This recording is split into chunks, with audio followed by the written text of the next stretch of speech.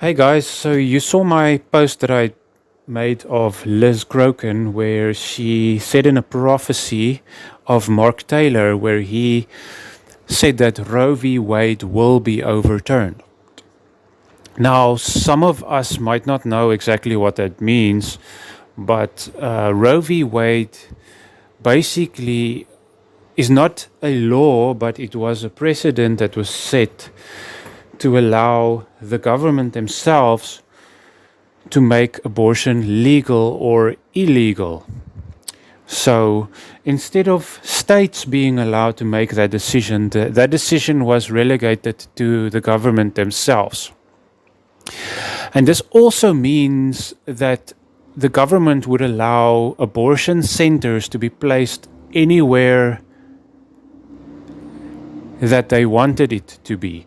So there couldn't be a state where an abortion center would not be allowed because that state wasn't allowed the choice in the first place to make abortion illegal in the first place.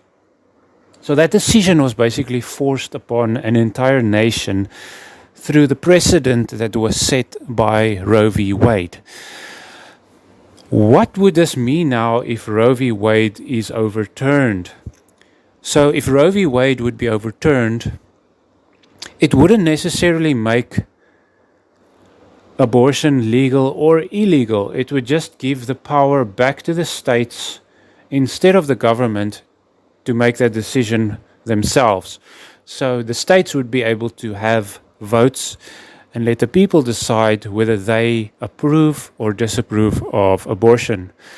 Now, we already know that most people, the majority, the silent majority, does not approve of abortion, at least if you are conservative. So, unfortunately, there would still be people and certain states that are going to allow this, and they're going to have their votes, whether through cheating or through majority vote. There are going to be states that is going to make abortion legal. And that comes to my final point, where God said he will divide between the goats and the sheep. There will be sheep and goat states, as well as there would be sheep and goat nations.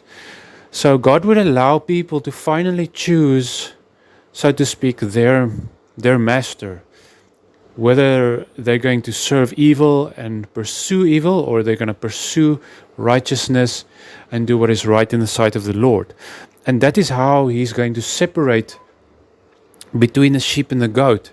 And this would also allow people to finally see some repercussions in the decisions that they make.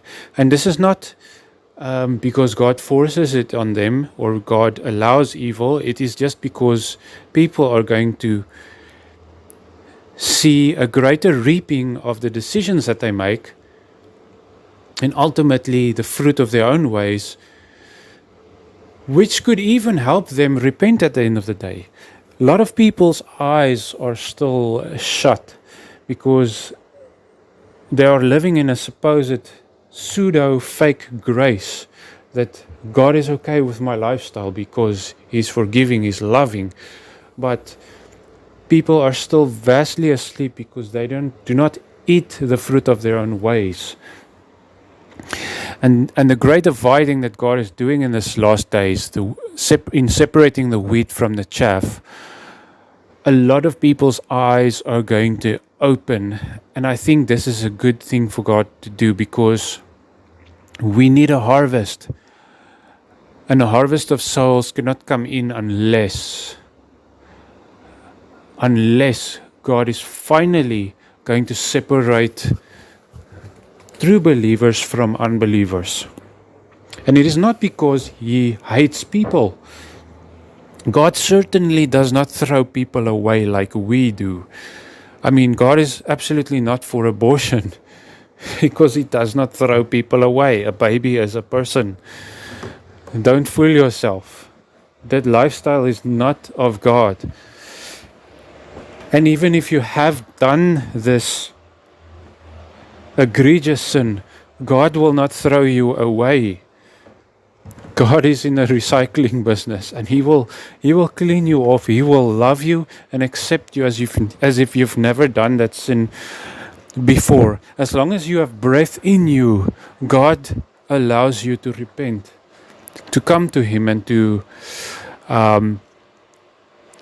change your ways. And He gives you the power and the grace to do that if you so decide and so choose.